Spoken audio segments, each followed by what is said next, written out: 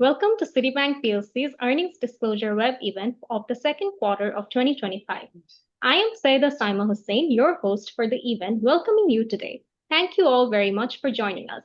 Today, we are honored to have among us Mr. Mohammad Mahbubur Rahman, Acting Managing Director and Chief Financial Officer, who will preside over the meeting in the absence of our Managing Director and Chief Executive Officer, Mr. Mashroor Arifin, who is currently outside the country for an official engagement. Moving on to the next member of our esteemed panel is Deputy Managing Director and Head of Wholesale Banking, Mr. Misbah Asif Siddiqui, Deputy Managing Director and Head of Internal Control and Compliance, Mr. AKM Saifullah Kausar, and Chief Risk Officer Mr. Mohammad Firoz Alam. At Citibank, we take great pride in engaging the investment community in our endeavors. While disclosing our performance and actions, we adhere to a strict code of full transparency and responsibility. Citibank has always measured its success not only in terms of its bottom line numbers, but also in terms of the goals it has set for itself in order to become one of the finest banks in Bangladesh. Our success is attributed to the continued growth of our business as well as the market's evolution to satisfy the increasingly sophisticated expectations of our respected clients in the areas of liquidity, service, reliability, and mobility. We have made it this far with the help of our community, team, and stockholders by tenaciously adhering to the motto of service and trust. In light of this, we have gathered here today to discuss the bank's current financial situation and its forward-looking strategy. We shall start with our AMD and CFO, Mr. Mohammad Mahbubur Rahman, presenting the financial performance and conclude the event with an interactive question and answer session. Before we proceed, I'd like to inform you all that while scheduling the event, we attempted to choose the most fitting time slots so that we could accommodate most of the participants from local and foreign vicinities and time zones. I'd also like to add that we have opened our Q&A portal, which you can see at the bottom right corner of your screens. During our presentation, you can log in and place any relevant questions in the window. We shall try our best to address them in our Q&A session depending on the time available for the program. Ladies and gentlemen, I now request our AMD and CFO, Mr. Mohammad Mahbubur Rahman, to start with the financial performance presentation. Over to you, sir. Okay, thank you, Samba. I'm sharing the presentation. Hope you can see. Samba, can you see it? Yes, the presentation is visible. Okay. Welcome everyone to our earnings disclosure for Q2. We are really happy to be here to present our result and discuss about the progress of the bank and our outlook. First, we will start with our macro and industry outlook. Probably you are aware of it, but just we are highlighting few points. You all know that GDP is at this moment is around 4%. Despite having political challenges and global issues, the country is, I think, still having a good GDP rate. And the projection for the GDP for next year is higher than this, as projected by World Bank, IMF, and ADB. So we are hopeful that with the strong macroeconomic indicators, the country will move to normal GDP rate around 5.5 to 6% again. And one of the major challenges of the country was for inflation. We have been suffering from double-digit inflation, and which has come down to single digit after a long time. And it is now around 8.5% point-to-point basis at the end of June. And food inflation has also come down. So it's a great relief for our consumer, and it's a good news for our business. And country external exposure is getting stronger. Here you can see that export is still going, even though we hear of a lot of global challenges, but still we are having around 8% export growth, which reached $48.3 billion from $44 billion. Import has also increased a little bit, reached $66 billion from $63 billion. And most remarkable achievement we have seen in remittance. which has grew by 27% from around $24 billion to $30 billion. And because of this very high growth in remittance and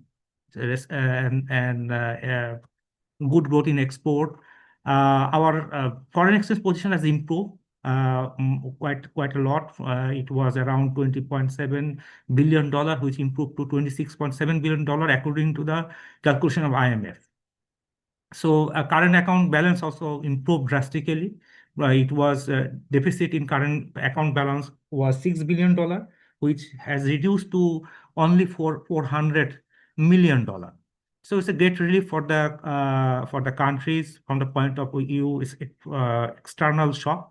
So the country is again come to a very strong footing in terms of dealing with external issues. Private sector credit growth is a little bit timid. It's around 6.44%. Because of definitely you can understand because of the political issues, it is a little bit slow, but hope we'll get the momentum very soon. And NPL situation is showing very uh, uh, actually quite it has actually deteriorated. So the overall NPL ratio has increased to 20%, but most of the NPL out of this NPL, actually, most of the NPL comes from the problem banks. We all know that the problem banks is actually contributed the highest amount of NPL in this overall NPL portfolio. But other than this problem bank and few government banks, still the other private commercial bank is having much less NPL compared to this ratio. Then now we are coming coming to Citibank's issues.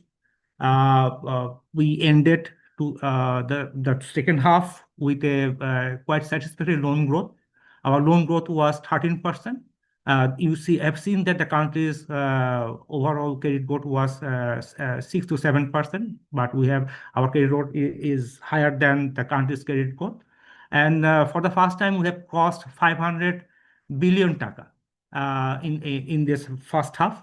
So it is another milestone for the Citibank.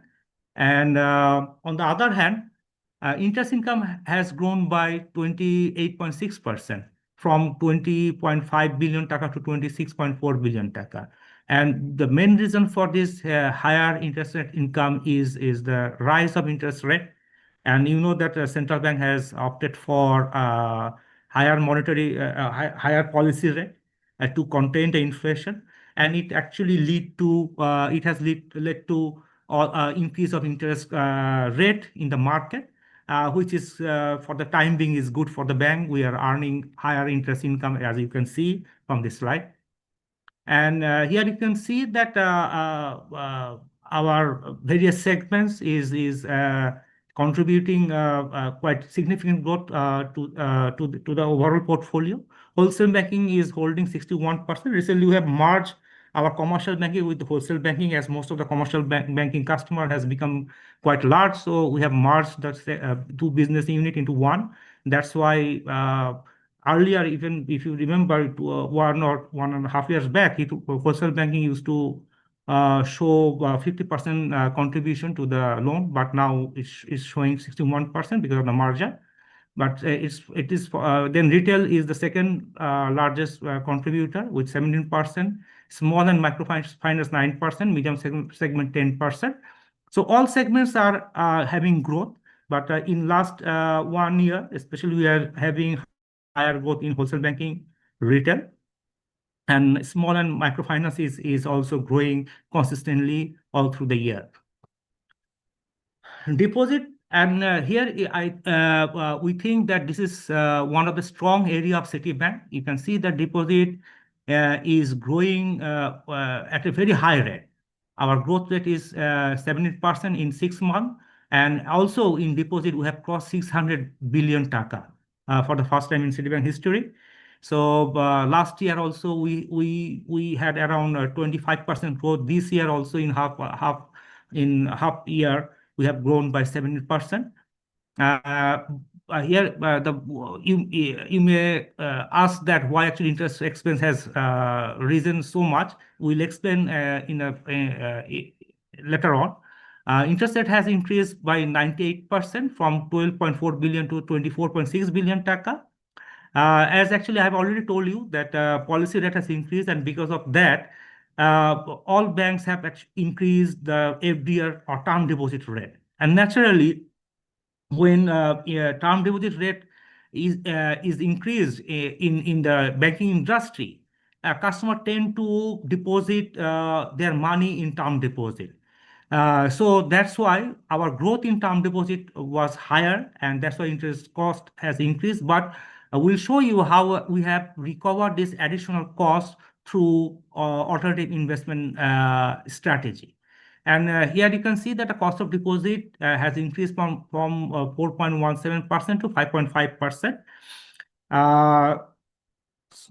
Then in the next slide, you can see that retail contributes 61% of deposit, but wholesale banking is also contributing very strongly to the growth of deposit by providing very state-of-the-art cash management solution.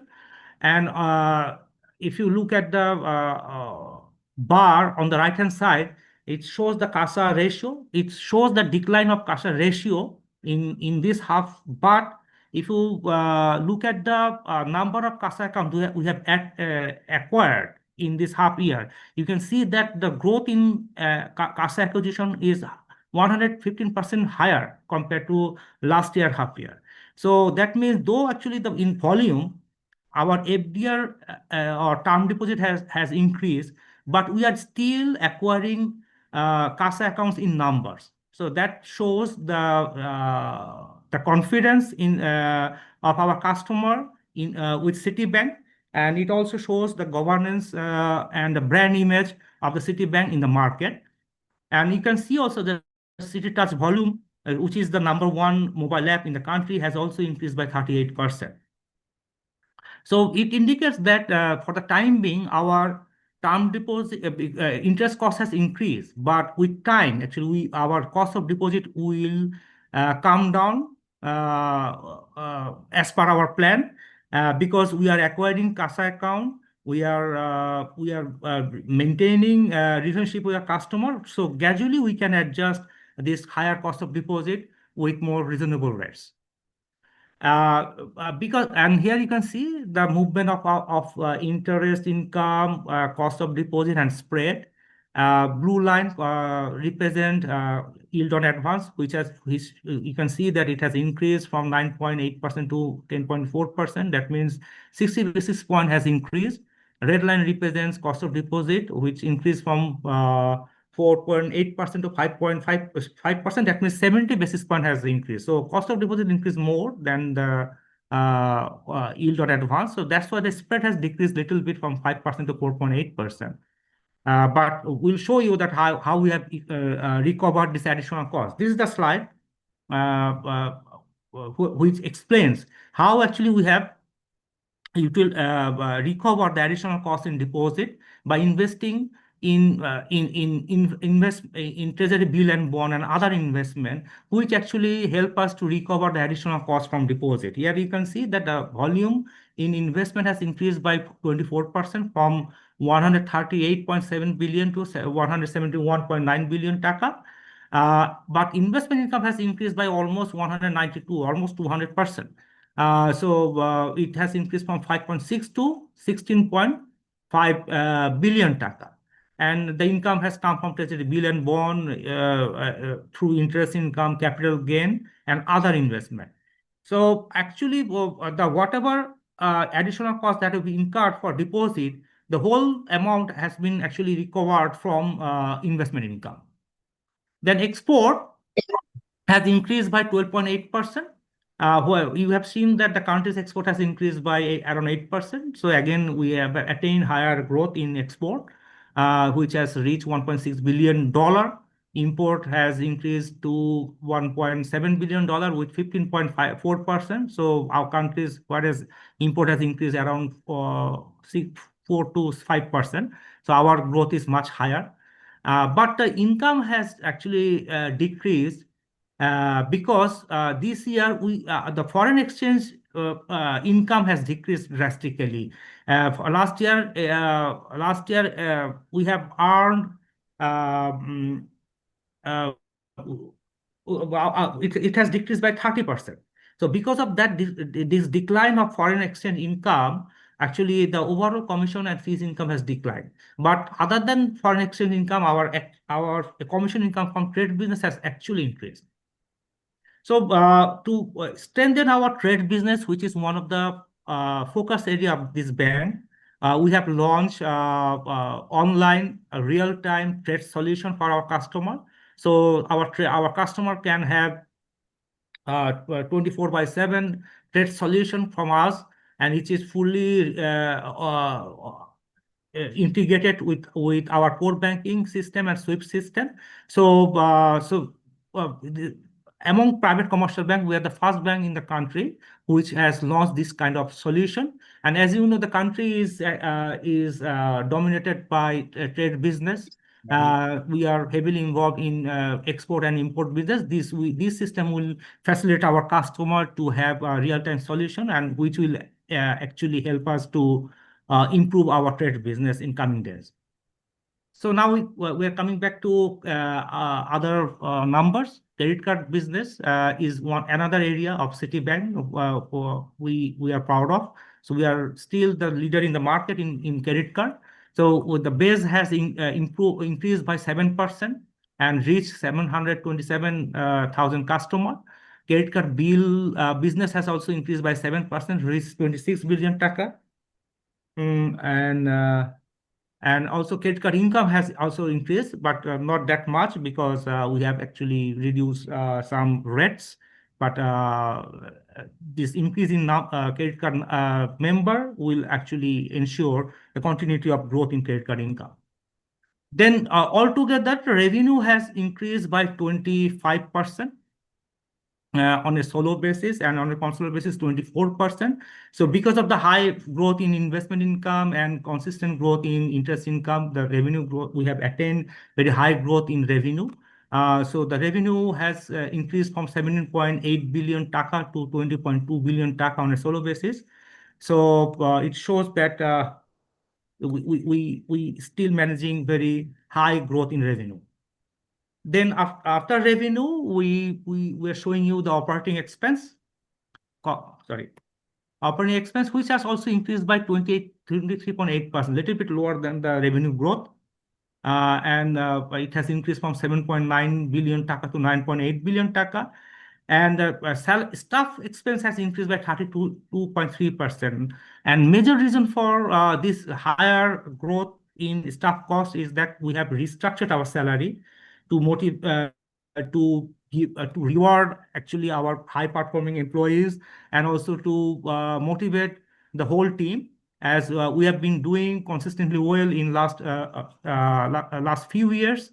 And we want to retain all the talents. So around 28 to 30% level of salary structure happened in last year, and because of that, this cost has increased. So almost around 40% of the total increase has actually come from salary structure, and the other comes from the new recruitment. We are expanding our branches, sub branches, small segment, digital initiatives, and also extending our risk divisions. So, and also IT division. So we are hiring a lot of people. So because of these two reasons, the salary staff cost has increased by 32%. Other operating expenses also increased by 13%, not that much, but still we are investing in IT and other infrastructure development. Then after deducting operating cost from the revenue, the operating profit has increased by 24% from 10.3 billion taka to 12.9 billion taka. So this is operating profit actually, that represents one of the key figure for any bank. So here you can see that still we are maintaining 24% growth in operating profit in this tough situation. And cost to income, we are also maintaining cost to income ratio at the rate of 43%. So which is also a big success for the bank, that after increasing salary cost, our cost income ratio still remains same compared to last year. But the main challenge in the industry is the NPL. There are a few reasons for the increase of NPL. Definitely, the political situation change has implication on the NPL, and also, sorry, for of the NPL and other global issues and long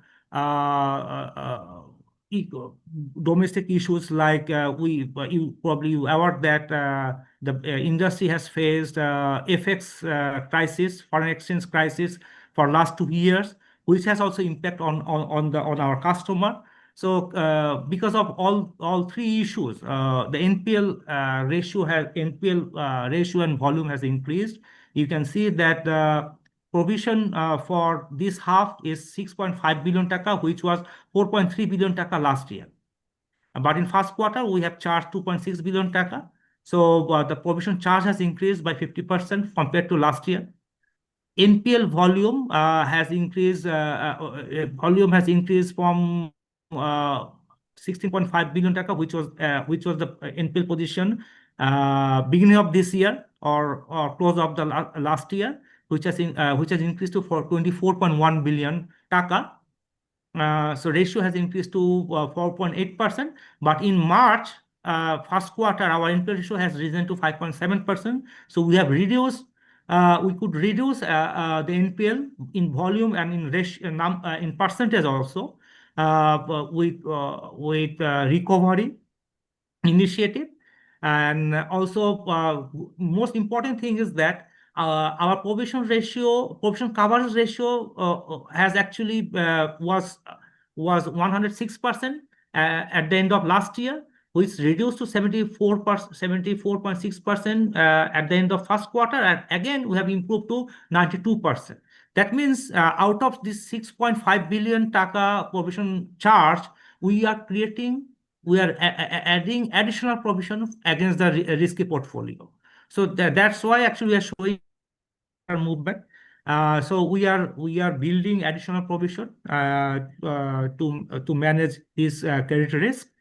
And this slide shows that we have 4 subsidiaries which are generating profit, but especially the subsidiaries, especially in capital market, that is City Brokerage and City Capital, they have some loss from their portfolio because of the bearish situation of the capital market. But probably you have noticed that gradually the market is turning around. So with that, they will recover their loss within a short time. But till the end of half year, we had to make some provision against their portfolio. But other subsidiaries, one in Hong Kong, another in Malaysia, they are earning profit, so not in big number. So after consolidation, our net profit has reached to 3.1 billion taka, which was 2.4 billion taka last year. So in profit after tax, the growth is still 20.7%. So we think that still it's a quite healthy growth in profitability, which actually covered all the risk of the bank for against our credit risk, and also covering the market risk. Then after this profit, our ROE is around 12.4% on a solo basis. On a consolidated basis, 12.75%, and ROA is 0.8%, which was also around 0.84% last year, so which is better than last year. On a solo basis, also ROE also better compared to last year. Earning per share is also showing good growth from on a solo basis. It was 3.5, and it is now 4.447. And book value is also increased from 27.5 taka to 35.12 taka. And capital position is still healthy, though it has reduced from 2024, but we have other capital plans, so it will improve a lot. But still, we are holding 14.8% capital adequacy ratio, which is quite healthy. And also, yeah, we are one of the few banks in the country who are both rated by Moody's and our leading credit company, CRAB, in Bangladesh. And we are attaining the highest level credit rating that is possible for any bank in the country. So Moody's B2 rating is the highest rating for the country. And AAA by CRAB is also the highest rating in the country, and both has like Moody's has highlighted our sound capital base, strong profitability, strong liquidity, and especially our capacity to raise deposit. They have highlighted these strengths, and CRAB has highlighted that we have additional provision in to cover risk. They have highlighted our governance structure, considered as a very strong one, and also they have also highlighted our channel strength of our channel to give financial service and also to acquire business. Then I'm highlighting some initiative about digital banking, which is the future. Already, CityBank is the first bank in the country who has launched Google Pay, and within a month we have added 30,000 customers, and the transaction volume already reached 25 million taka. So this is I think this will be a major digital initiative for the bank. And here you can see that other digital initiative of the bank, how it is growing. City Touch, already I have told you that this is the number one mobile bank in the country. Still, we are observing 38% growth, and in half year the volume was 603 billion taka, and number of transactions is 16 million in 6 months. And we are having around 850,000 customers. Citibank is the first bank in the country who has launched digital banking, and still the only bank in the country who is offering this kind of nano digital lending. Ticket size is around $200. We have already disbursed 29 billion taka. The most importantly, we have added more than 1 million customers through digital platform.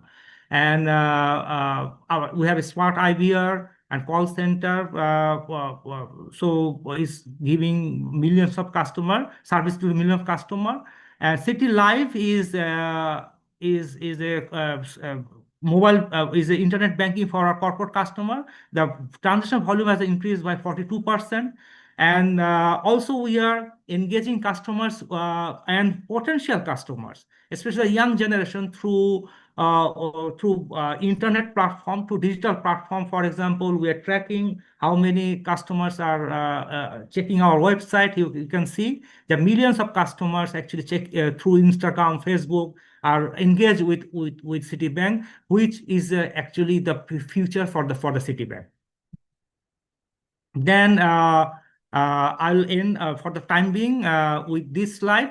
We are very happy to share this wonderful achievement of Citibank. Citibank has been recognized as top sustainable bank in the country, and we achieved this recognition from Bangladesh Bank for the fifth consecutive year. And this sustainable financing is not only about just green banking or CSR activities. It also covers the fundamental strength of the bank, which comprises of all the core ratios, and also our coverage, service coverage capacity. So it's a 360-degree actually assessment done by central bank, and which also give emphasis definitely on green initiative and sustainable banking. So we are very proud to say that we are only probably two banks in the country who is actually consistently having this rating, very high rating from the central bank. And now I'm handing over this presentation to our CRO, who is also champion of the sustainable banking, who will explain more about sustainable banking. Over to our Firoz. Thank you, Maupe. Dear respective audience, Assalamu alaikum and very good afternoon. Maupe already presented about our core banking performance. Now I will show our key performance in sustainability. Firstly, I will discuss about the green finance disbursement. In green finance disbursement, including the financing in renewable energy, energy efficiency, ETP, green factory, and so on. We disbursed 3,340 crore in green finance in the first half of 2025, and where the central bank target was 1,000 crore.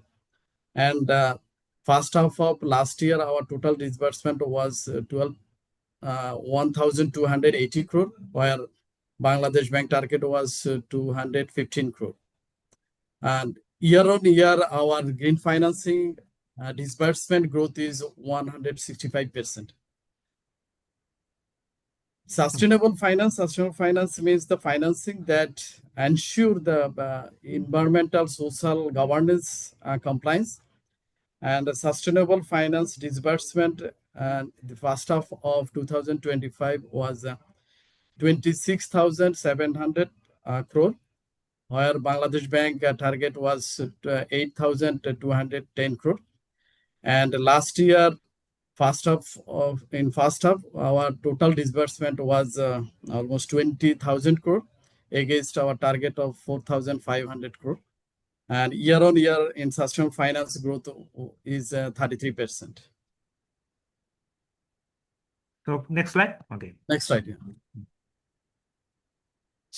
Alongside financing, we are actively reducing our carbon emission of our client operation and our own operation. And so we have joined the Net Zero Banking Alliance, as you know, United Nations, as the first bank of Bangladesh. As part of it, we have measured our carbon emission for the scope 1, scope 2, and scope 3, and we disclose it in our website. To reduce carbon emission, the first half of this year, we financed 100 megawatt solar and 60 megawatt wind power project, which is the largest wind power mill in the Bangladesh. Our total disbursement in the renewable energy was 220 crore. And we've also financed in 800 crore in the energy efficient machineries and 140 crore in green building and factories. In order to reduce carbon footprint from our internal operation, we install solar rooftop to our 39 solar powered branches, 33 RATMs, and 23 agent outlets. Next slide. It is already discussed by the Maupe. The CityBank has been rated as the top sustainable bank for the 5 years in a row by the central bank. We are also awarded the best sustainable bank in this first half of this year by the SDG Brand Champion Award. And we achieved international recognition from Banker Magazine, Sustainable Magazine, Bills, and Melinda Gates Foundation, and others. If we would like to know more about our sustainability effort, please visit our website for our sustainability report. Thank you, everyone. Now I am handing over to Maupe. Okay, actually, why we have shared our sustainable financing initiative with us? We have also Mr. Asif, who started this initiative and achieved a lot during his tenure. Sustainable financing is become one of the pillars of the CityBank, and we believe in it. And our CRO, when actually CRO looks after sustainable financing, the whole thing becomes sustainable. And our management, every member of our management believes in sustainable banking and financing.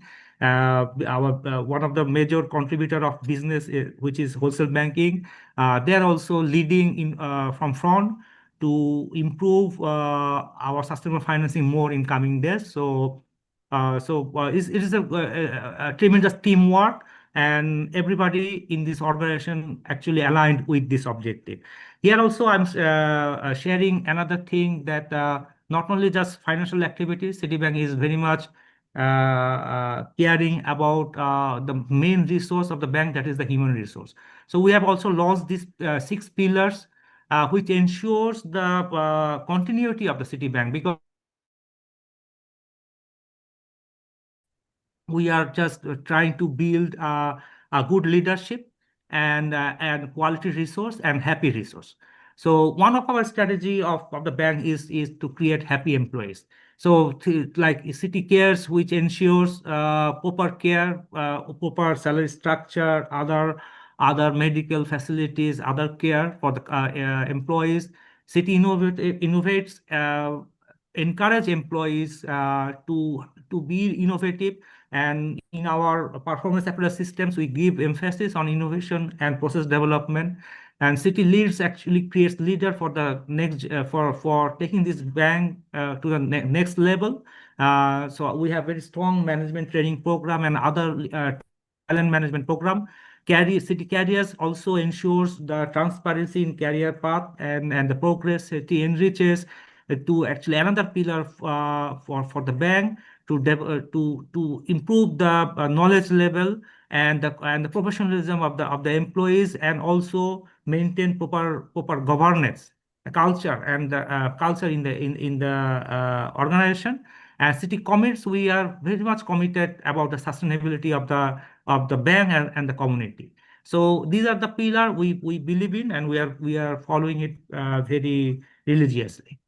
So next, I have just two more slides. Here, actually, I'm showing you few recent recognition that we have achieved. One is from SME Forum, in SME Finance Forum, and from IFC. We have got award as Best Financier for Women Entrepreneurs. Then we have been recognized as Best Retail Bank by Brand Forum of Bangladesh. This is very strong, a prestigious forum in Bangladesh. And also our procurement, for example, procurement division also is one of the testament that we every corner of the bank is serious about sustainable financing through their procurement system. They have also help very CSR related activities of the bank. So they have been also recognized by their international procurement institute as best initiative to deliver social value through procurement. Then Citibank has won Best Bank by Finance Asia in Bangladesh by Finance Asia for the nine times, and also Mastercard also recognized us for various achievement in card business. So with this, I'd like to end my presentation. So thank you all. Thank you very much, Mr. Mahbub sir and Mr. Firoz sir, for your insightful presentation on the financial performance. Ladies and gentlemen, we will now begin our question answer session. The first question is, cost of fund of Citibank has significantly increased. Why Citibank is giving very high deposit rate, whereas inflation has reduced? Sir, let me answer this question. Cost of in end of last year, we could actually foresee that policy rate would be increased by central bank to contain inflation, and because of the rate hike in treasury bill and bond, naturally customer will move to higher yield saving instrument. So to retain the deposit and also to acquire new customer, we had to increase the deposit, and this is a cycle of any banking industry. When actually after lower interest rate scenario, the interest rate moves up. So when it moves up, you have to adjust your cost of deposit to either to retain or to ensure growth. And we have ensured growth by increasing cost of deposit, and we have invested very successfully in alternative investment area. So that is a very much short-term strategy where actually we have also succeeded, and the result also shows that we have acquired more deposit and we have deployed it very profitably in investment. So gradually it will be adjusted with the adjustment of the policy rate. When inflation will come down, policy rate will come down, deposit cost will come down. Accordingly, everything will come down, and again we'll have much higher spread in coming days. Thank you, sir. Moving on to the next question. If Bangladesh Bank begins reducing benchmark interest rates, what impact do you expect on your profitability? So again, actually, I think it's the same question. I think same kind of question, answer is same. The profitability definitely will improve because I think Asif can also add something regarding this.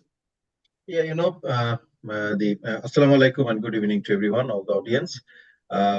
Basically, we'll be agile as the market actually changes. So we'll respond according to the market. Our CFO has already said that we maintain the spread despite having a hike in the deposit rate, and also we could earn a better yield from our investment and assets. So if the rates come down, definitely when the deposit rate will come down, our cost of fund will also go down. Definitely there will be pressure on the interest rate because the market is very competitive. Now there is no cap, there is no, I think, floor for the interest rates. So the market competition will fix where the equilibrium point of the deposit and the interest rate of the loan will be settled. Thank you. Thank you, sir, for your answer. Moving on to the next question. With the banking sector under stress, how are you managing credit quality in high-risk sectors? I think Firoz and Asif both can answer. CRO first. Yeah. Thank you. Thank you for the good question, asking for the good question. Definitely, this is the nowadays, this is the most risky or most, I think, the challenging for the perspective of the banking side. The lot of changes happened in the policy level in the last year. Because of this year, the effects comes to on the CL. And the NPL started initially. It was I think that before this present policy, initially this was the NPL started from the 9 months for the term loan. Now it is come down to 3 months. It's take time to the customers to adapt it and the accommodate it. That's why the result of the first half of the industry is the NPL increases. But we take the lot of initiatives to reduce this NPL. Definitely, we set the risk appetite and the sector specific strategy where we will go and how we will go. And also we changes our underwriting standard according to this and the parameter of the underwriting. And also I think the strong monitoring from the side of the credit as well as the business side, that we can manage the quality of the portfolio.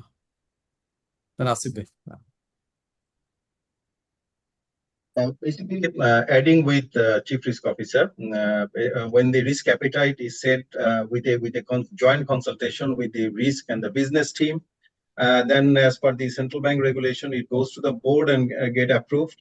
And then it is submitted to central bank. So since this is a commitment to manage the risk and the return, then we keep on monitoring, and the risk team is very good at that. They keep on actually informing us that how far we from our risk appetite, and how if we are reaching to our appetite level or the risk limit level, they give us early flag. And this entire system is automated. That's one of the advantages that we have. We can have it on daily basis.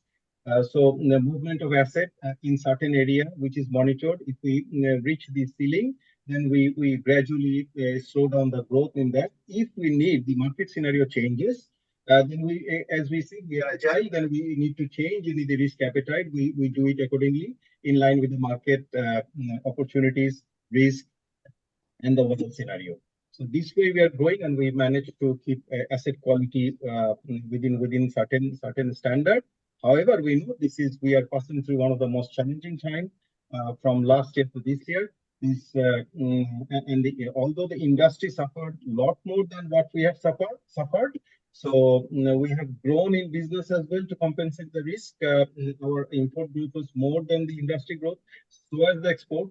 So both are double digit, while the import and export of the country is single digit. So we are trying to cover it up so that we can compensate the provisions from NPL is covered from our additional revenue from the additional business. Thank you. And to just add some additional information, also we estimated before the beginning of the year that the risk would be higher in 2025. Naturally, we understand that after fallout of a very long regime, so definitely there would be a big impact in the market, and that's why you can see that we have invested actually our investment concentration has gone to treasury bill and bond. Naturally, probably most of the banks have done this, and this is the part of the banking business. The character of the banking business is like this: when actually financial industry has risk, they move to more safer zone.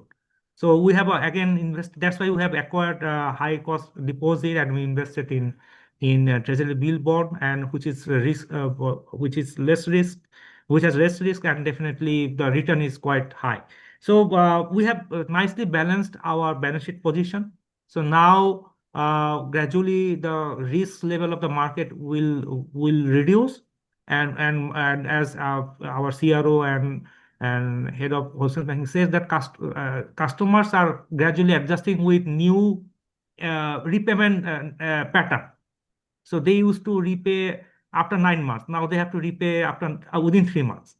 So they are also adjusting their cash flow. So when actually they will adjust their cash flow, definitely we'll go for more growth in loans in normal business, our regular business. No, thank you. Thank you. Thank you all for your insightful answers. Moving on to the next question. With sustainable finance and CSR performance under regulatory spotlight, how is ESG integrated into lending and governance strategy?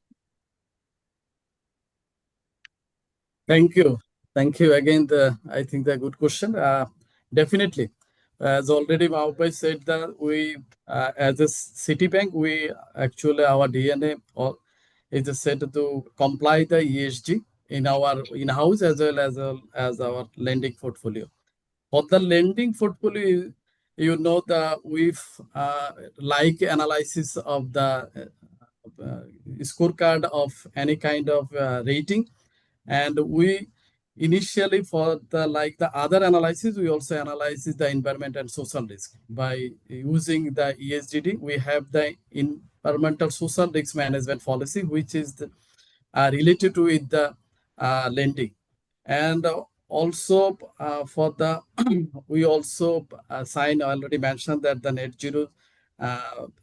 Zero Banking Alliance of the United Nations, where we committed to reduce the carbon emission, and that's also we incorporate in our sustainable finance policy. And sustainable by incorporating that sustainable finance policy, where we will go in future and how much carbon will be reduced and on what sector we will be reduced. That means this actually this overall ESG now is the link with our lending guidelines, and it's we follow the overall ESG compliance. And we also, it is also mentioned about that we digitalize our ESG process, that the environmental social risk due diligence.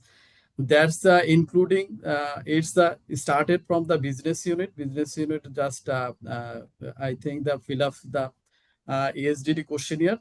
Then it's reviewed by our project inspection and assessment team, who also visited the customers and see the compliance of the environmental and social risk, and also the how much they are generating carbon, and what is our finance carbon emission. And CRM is approved this. And if there is any kind of any action taken or action required for the future, they set for the corrective action, and the corrective action also follow it's a review and monitor by the sustainable finance team as well as the credit team. Thank you. Also, we are publishing integrated financial reporting. Also, we are covering our social contribution, especially the CSR. We are going to have much better CSR policy in coming days. Also, in terms of governance, probably you are aware that the governance structure of the bank is very strong, and which is also being highlighted by our rating companies. And IFC is the single largest shareholder of the bank, so they also ensure good governance practice in the bank. So from the shareholder point of view, from the management point of view, we have a good governance practice. Like in management, we have two-tier management team, actually three-tier management team, senior management team. Then we have management committee. We have external management committee also. In terms of governance, from board to management, we have structured quite well. Thank you. Thank you. Thank you all for your wonderful answers. Moving on to the next question. How do you plan to scale agent banking and digital channels to capture rural and SME markets while managing cybersecurity risks? We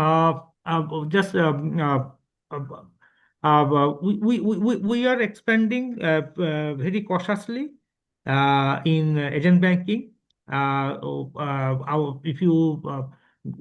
We are not expanding very aggressively, but we need to expand the agent banking network, because our digital banking, along with the digital banking expansion, we also need a physical presence.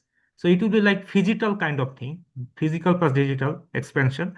So in agent banking, we have also restructured the agent banking platform. So and the security system has been beefed up with two-factor authentication system for agent banking system, and like for every agent, every transaction at the agent banking level will done through two-factor OTP system. So once OTP is reached to the customer, then they can carry out the transaction. So it ensures a proper security. They use thumb impression for doing the transaction, and after every transaction, every customer is updated with SMS. So immediately they get updated if there is any transaction. So we have actually extended the security system at agent banking point, and also for expanding our digital banking, we have also gone through all the certification process that ensures the cyber security of our digital platform. Thank you. Thank you. Moving on to the next question. What is the outlook for your investment income going forward?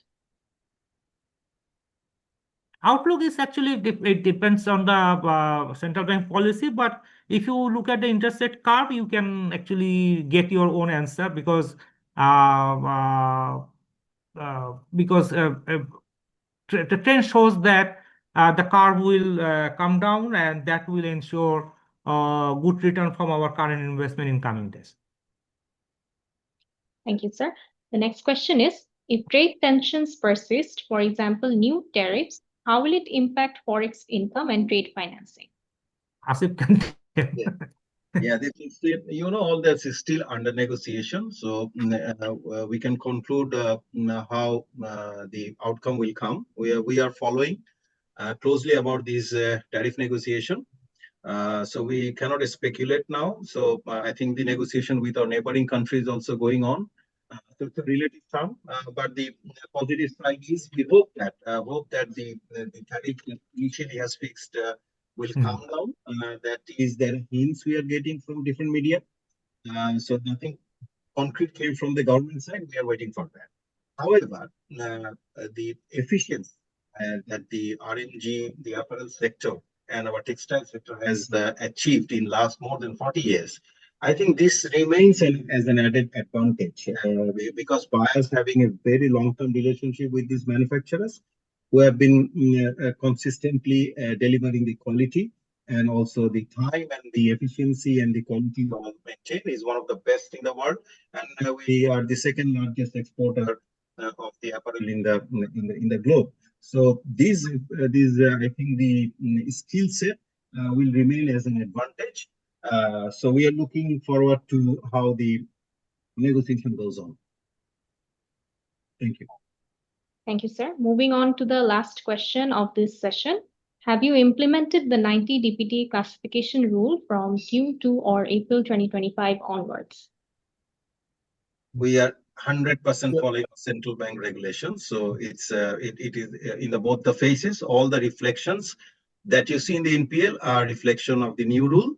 And that's why some of the NPL pressure came out. Already our acting CEO and CFO has said that the customers are adjusting with the new trend. I think it's a matter of time. I think at least we can say in the CityBank, the asset quality will improve in the future. Thank you. Thank you, sir. We have reached the end of today's earnings disclosure event. Thank you all for your participation and patience. Before concluding, let me inform you that the recorded version of this entire event will be made available in the same web link as for the live program very shortly. Those of you who missed the live event or want to skim through it at a later time will find the whole event documented there. The financial presentation will also be available in Citibank's website under the Investor Relations section. We appreciate your participation and patience. Thank you again for your interest in Citibank PLC. Goodbye, stay safe, and stay well. Thank you. Thank you all. Goodbye, and see you again.